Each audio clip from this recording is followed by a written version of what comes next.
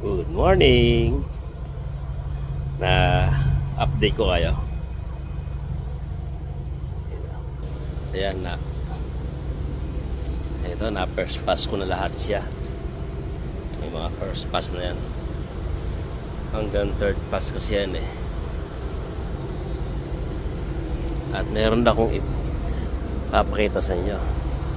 Ayan o. Yan. Yan. Ayan, yung makina na yan, napakagandang gamitin yan. Nandyan na lahat. Tatlong, ano bang tawag dyan? 3-in-1 tawag sa kanya.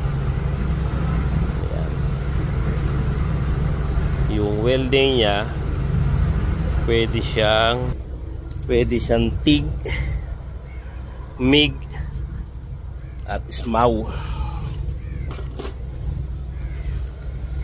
Yung makina na yan. Tapos mayroon siyang share engine ng compressor na ang kaya niyang ikarga na hangin is 200 bar. Yan. Mainit. Diba yan? Kaya medyo magandang presyo ng makina na yan. At iyon, galing sa Europia.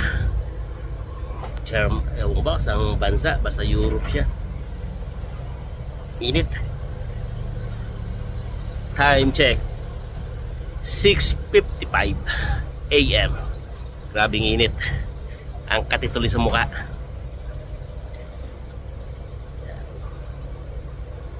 Engine Miller. Oh, parang ito rin yung ginagamit ko ngayon. Miller. Yan.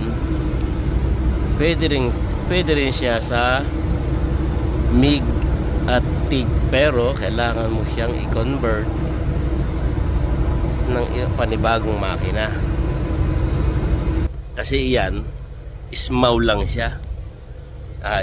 Pang-stick weld lang siya. Pero yung engine niya, machine, pwede naman siyang ang tawag doon, ikon sa MIG tsaka TIG.